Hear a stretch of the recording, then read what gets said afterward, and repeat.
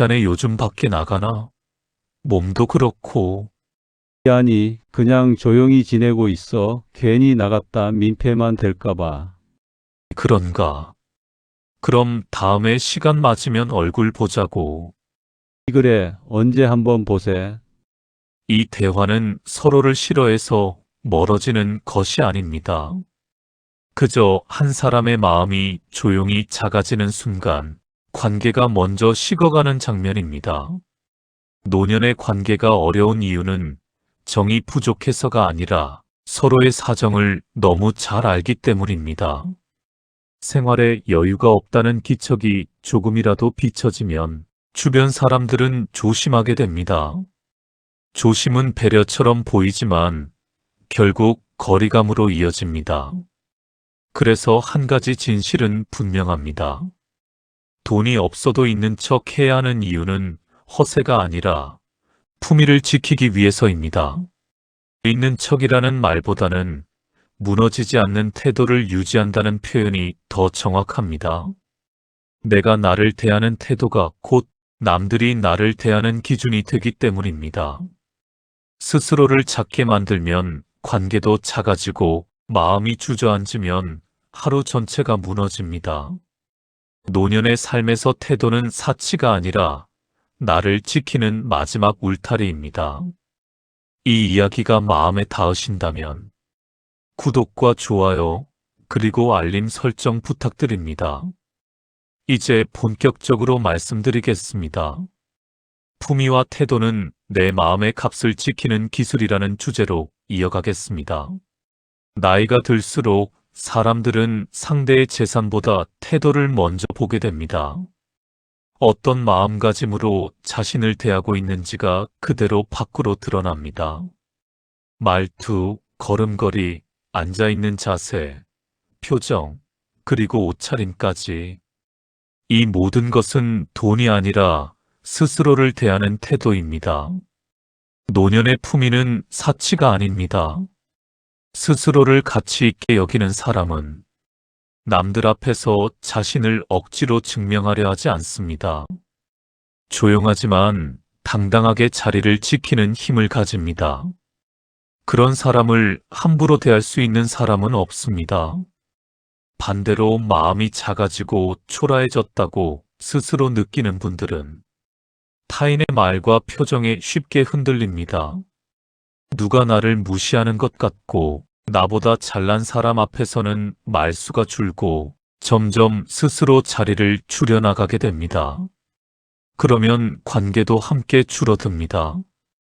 품위는 값비싼 옷에서 나오는 것이 아닙니다. 옷이 아니라 정돈된 모습에서 나옵니다. 말솜씨가 아니라 천천히 생각을 정리한 말투에서 나옵니다. 많이 가진 사람이 아니라 자신이 가진 것에서 만족을 아는 사람에게서 나옵니다. 예를 들어 같은 옷을 입어도 앉는 자세가 곧고 말이 또렷하고 상대 말을 끝까지 듣는 사람은 그 자체로 존중받는 분위기를 만들 수 있습니다. 이것은 돈이 거의 들지 않는 일입니다. 여기서 하나 더 이야기하자면 품위는 습관에서 만들어집니다. 아침에 일어나서 세수를 하고 머리를 빗는 작은 일, 집안일을 하면서도 허리를 곧게 펴는 습관, 말을 할 때 상대방의 눈을 바라보는 태도, 이런 작은 것들이 쌓여서 한 사람의 품위를 만듭니다. 많은 분들이 놓치는 부분이 하나 있습니다. 바로 자신과의 약속을 지키는 것입니다. 오늘 저녁 산책을 하기로 했다면 그것을 실천하는 것, 이런 작은 약속을 지키는 사람은 스스로에게 신뢰를 쌓아갑니다. 그리고 그 신뢰는 자존감이 되고 자존감은 품위가 됩니다. 또한 품위는 말하는 방식에서도 드러납니다. 급하게 말을 쏟아내는 것이 아니라 천천히 필요한 말만 하는 습관, 불평을 먼저 꺼내지 않고 긍정적인 표현을 먼저 시도하는 태도, 이런 것들이 모두 품위입니다. 하지만 이렇게 말하면 종종 이런 반론이 나옵니다. 지금은 나이도 들고 힘도 빠졌는데 품위를 지킨다는 것이 무슨 의미가 있느냐고 말합니다. 하지만 바로 지금이 가장 중요한 시기입니다. 젊을 때는 누군가가 나를 대신 지켜줍니다. 직장이라는 이름으로, 역할이라는 이름으로, 책임이라는 이름으로. 하지만 지금은 나를 지키는 사람이 나 자신뿐입니다. 품위는 누가 나에게 주는 것이 아니라 내가 나에게 허락하는 최소한의 존중입니다. 이 최소한이 무너지면 마음은 아주 쉽게 무너집니다. 그리고 마음이 무너지면 관계, 건강, 하루의 의미까지 함께 흔들립니다. 또 하나 중요한 것은 품위는 혼자 있을 때 더 중요하다는 사실입니다. 남들이 보지 않는 곳에서도 나를 소중하게 대하는 사람은 밖에서도 자연스럽게 품위를 유지합니다. 혼자 식사를 할 때도 제대로 차려서 먹고, 집안이 어질러져도 정리하려는 노력을 하고, 아무도 보지 않아도 옷을 단정하게 입는 습관, 이런 것들이 진짜 품위입니다. 지금 우리가 지켜야 할 것은 체면이 아니라 품위입니다. 스스로를 소중히 대하는 태도는 남은 인생을 버티는 힘이 됩니다. 품위를 지키는 것만큼이나 중요한 것이 또 하나 있습니다. 바로 퇴직 이후 찾아오는 공허함을 어떻게 채워갈 것인가 하는 문제입니다. 품위 있는 태도를 가졌어도 하루가 텅 비어버리면 마음은 쉽게 무너집니다. 퇴직은 많은 분들께 마음 깊은 곳에서 허무함을 남깁니다. 직장이라는 이름 아래에서 우리는 평생 역할을 가지고 살아왔습니다. 누군가의 상사였고, 후배였고, 가장이었고, 책임자였습니다. 그 역할은 내가 누구인지 스스로 확인하는 기준이 되었습니다. 그런데 그 역할이 한순간에 사라지면 마음이 공중에 떠 있는 것처럼 흔들립니다. 하지만 이 허무함은 정상이자 자연스러운 과정입니다.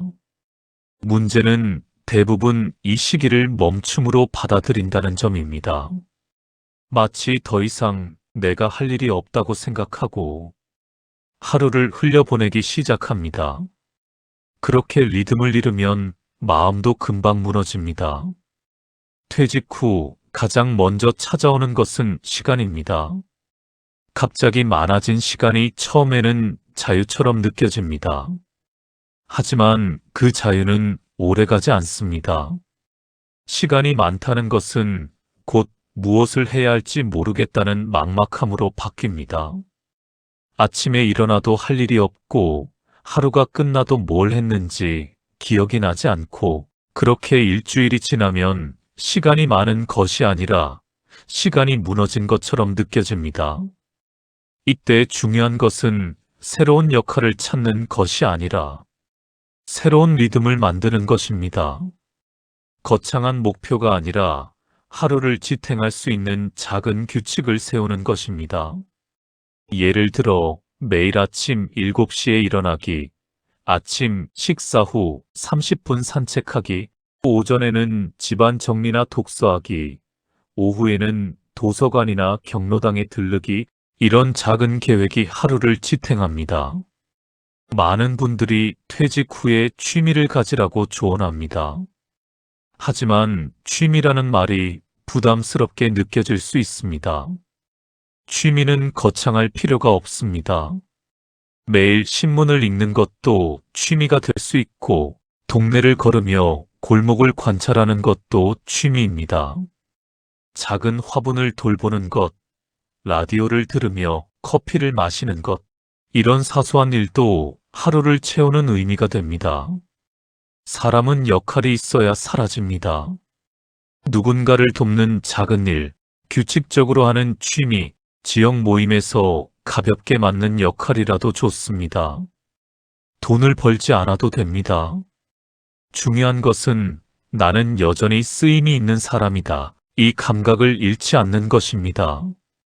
예를 들어 작은 봉사활동을 꾸준히 하시는 분들은 삶의 무게가 가벼워졌다고 이야기합니다.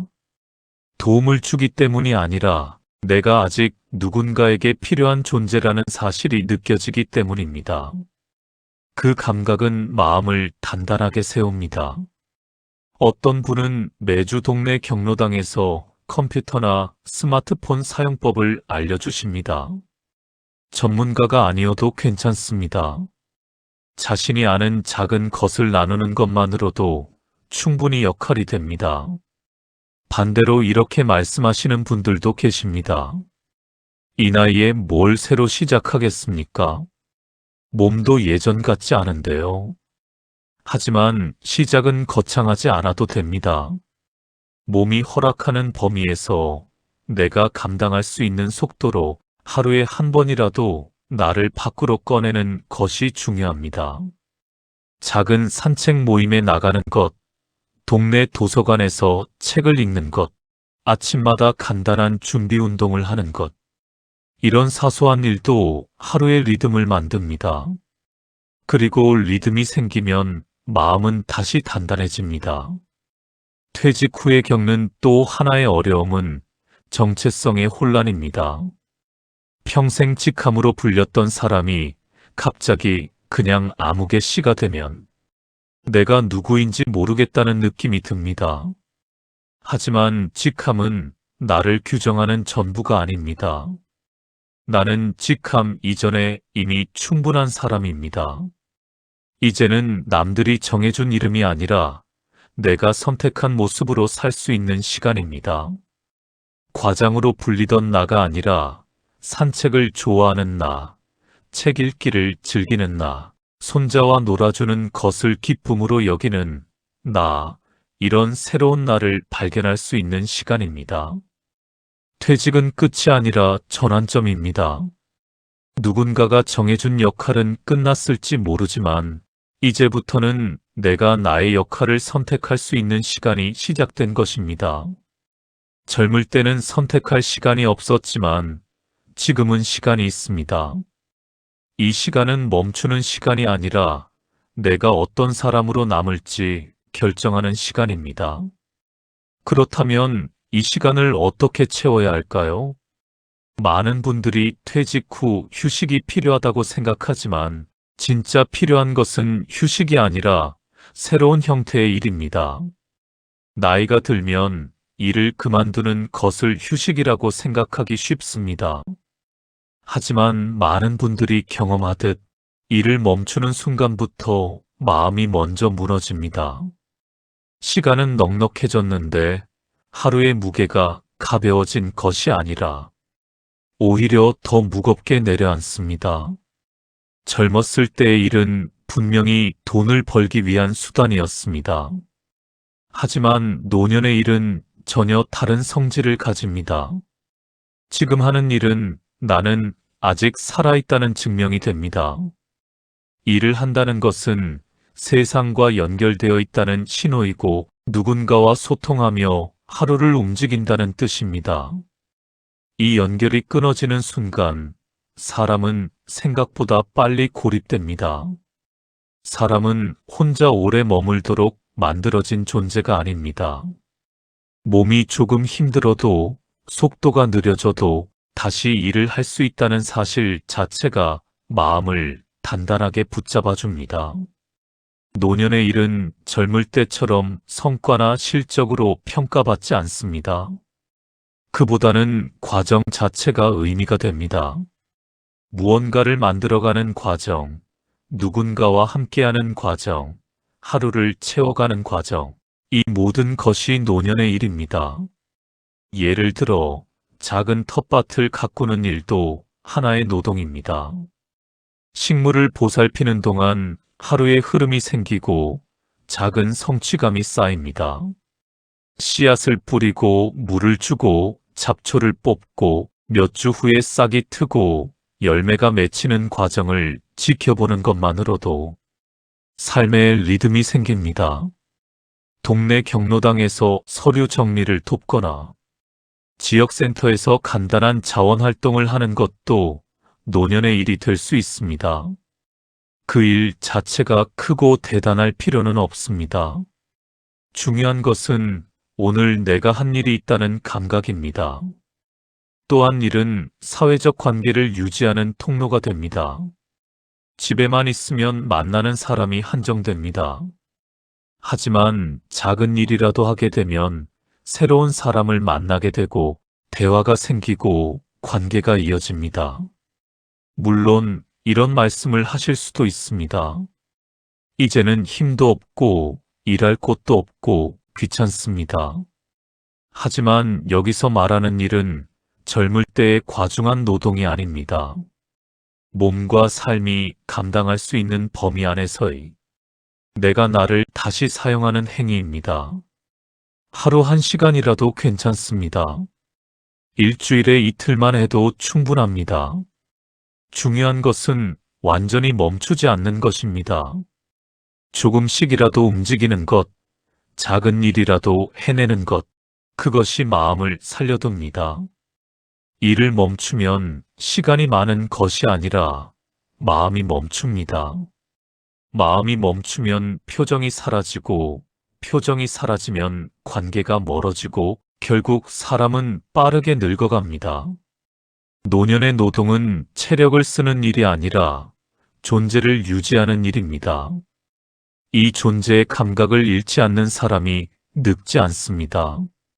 몸은 늙어도 마음은 살아있습니다. 그런데 일을 하며 사람을 만나고 관계를 이어가는 과정에서 우리 세대가 가장 어려워하는 것이 하나 있습니다. 바로 자신의 감정을 솔직하게 표현하는 일입니다. 지금의 어른 세대는 힘들다는 말조차 쉽게 하지 못하는 시대를 살아오셨습니다.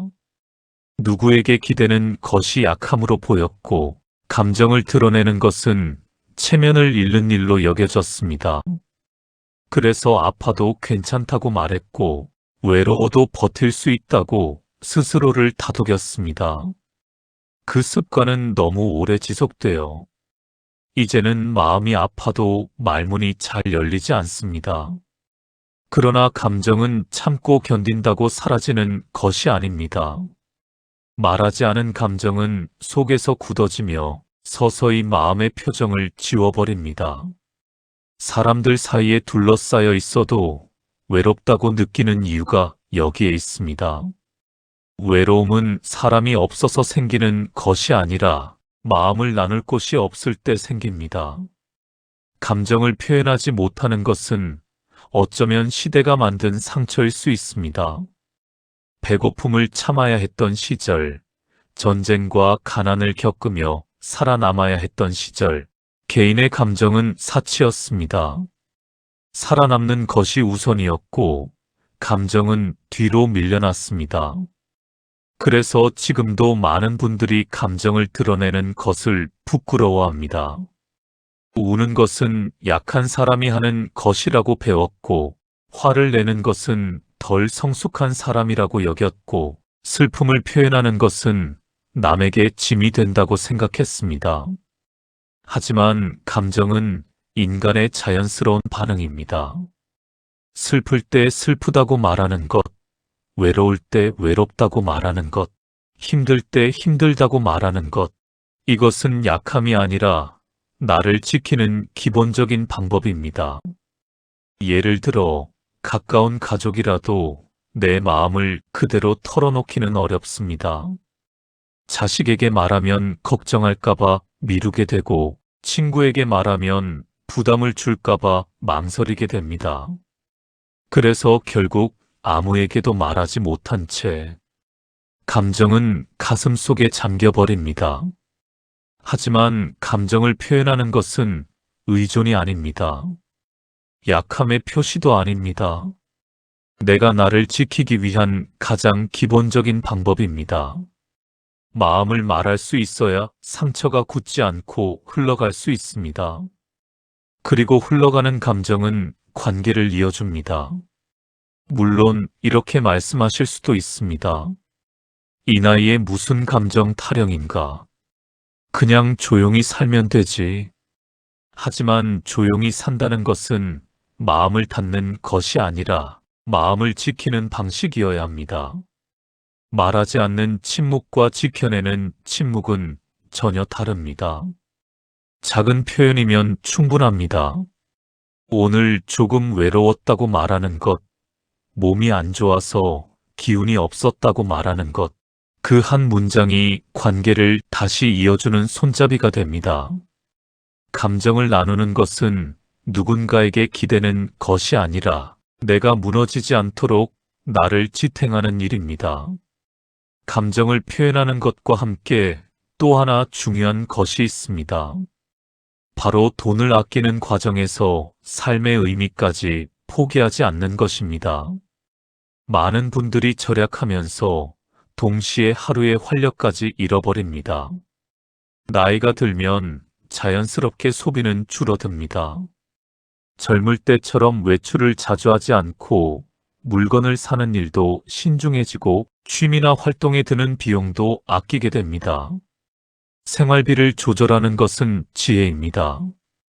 하지만 문제는 돈을 덜 쓰는 과정에서 의미까지 함께 줄어들 때 생깁니다. 하루가 가볍고 단순해진 것이 아니라 텅 비어버렸다고 느껴질 때, 그건 소비가 줄어서가 아니라 하루를 채워주는 이유가 사라졌기 때문입니다. 많은 분들이 이렇게 말씀하십니다. 굳이?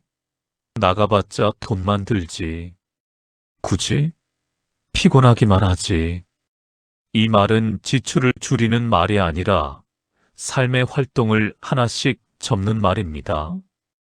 그리고 활동을 줄이는 순간 하루의 리듬도 함께 무너집니다. 노년의 가장 큰 위험은 몸이 아니라 마음이 멈추는 것입니다. 시간은 많아졌는데 그 시간을 채울 의미가 없으면 사람은 빠르게 늙습니다. 생각이 줄고 감정이 마르고 사람과의 관계도 희미해집니다. 의미 있는 소비와 무의미한 소비는 다릅니다. 산책 후 마시는 1,000원짜리 커피가 더 의미 있는 소비일 수 있습니다.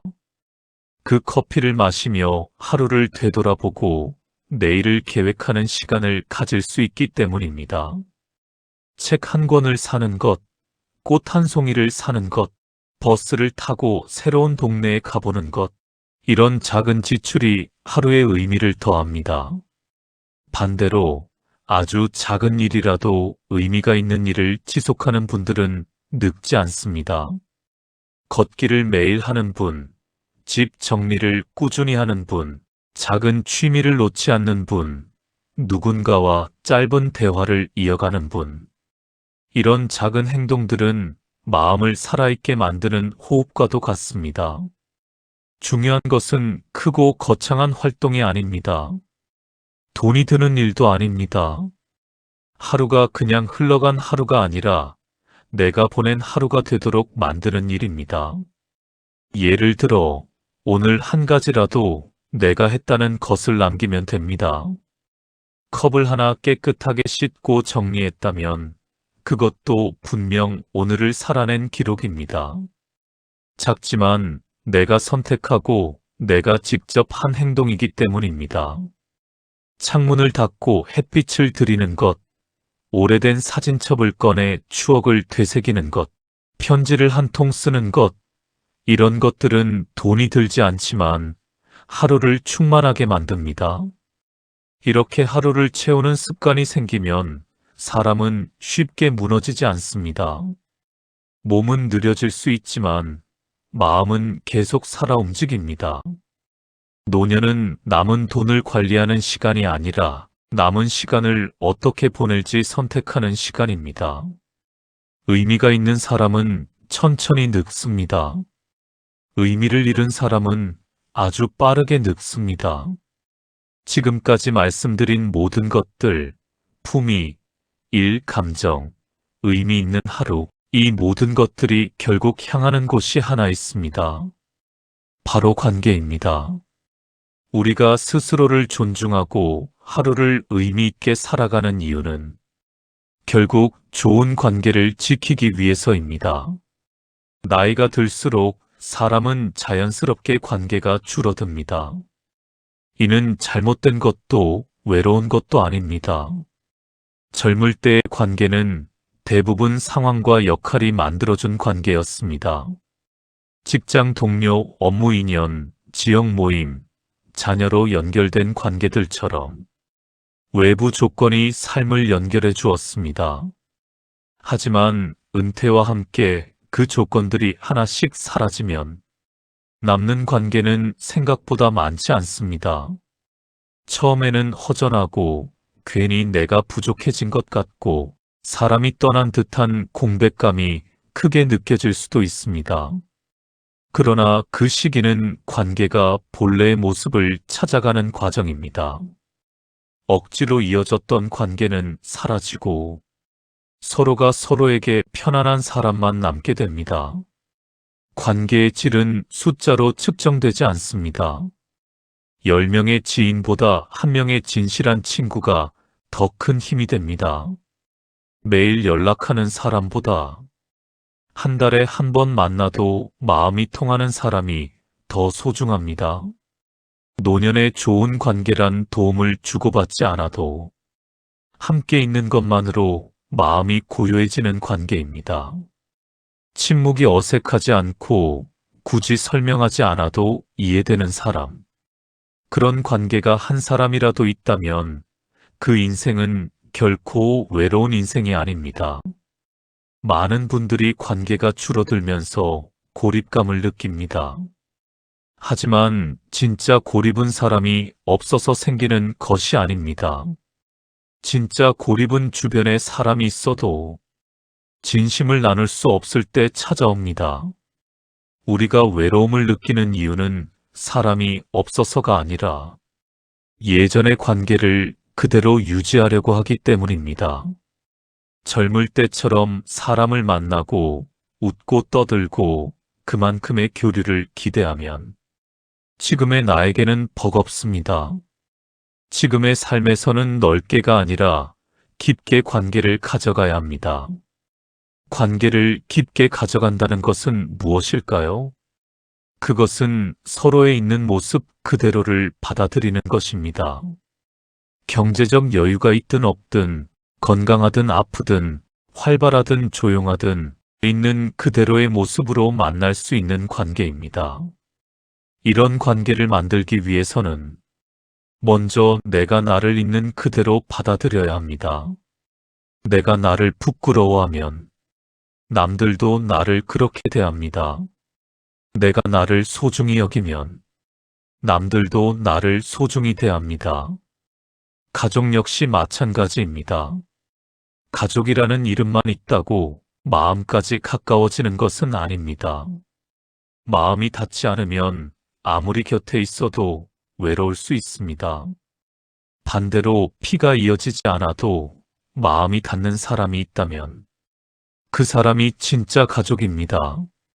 나이가 들수록 관계에서 중요한 것은 많은 사람을 알고 지내는 것이 아니라 몇 사람과 진심을 나누는 것입니다. 그 몇 사람이 내 삶을 지탱합니다. 또한 관계는 억지로 붙잡는다고 유지되지 않습니다. 떠나는 사람을 억지로 붙잡으면 서로가 힘들어집니다. 머무를 사람은 저절로 머뭅니다. 내가 해야 할 일은 붙잡는 것이 아니라 머물 만한 사람이 되는 것입니다. 머물 만한 사람이란 어떤 사람일까요? 완벽한 사람이 아닙니다. 돈이 많은 사람도 아닙니다. 함께 있으면 편안한 사람입니다. 솔직할 수 있는 사람입니다. 약한 모습을 보여도 괜찮은 사람입니다. 이런 사람이 되려면 먼저 내가 나를 존중해야 합니다. 내가 나를 존중하면 남들도 나를 존중하게 되고 그렇게 존중받는 관계가 자연스럽게 내 곁에 남습니다. 결국 이 모든 이야기가 하나로 모입니다. 돈이 없어도 있는 척 해야 하는 이유는 허세를 부리기 위함이 아니라 내 마음과 내 관계를 지키기 위해서입니다. 내가 나를 어떻게 대하느냐가 남들이 나를 어떻게 대하는지를 결정합니다. 내가 나를 초라하게 여기면 남들도 나를 그렇게 대합니다. 내가 나를 소중히 여기면 남들도 나를 소중히 대합니다. 노년의 삶은 가진 것으로 평가받지 않습니다. 어떤 태도로 살아가는가로 평가받습니다. 그 태도가 관계를 만들고 관계가 삶의 질을 결정합니다. 스스로를 낮추지 마십시오. 스스로를 줄이지 마십시오. 스스로를 초라하게 여기지 마십시오. 지금 이 순간 있는 그대로의 내가 이미 충분히 존중받을 가치가 있는 사람입니다.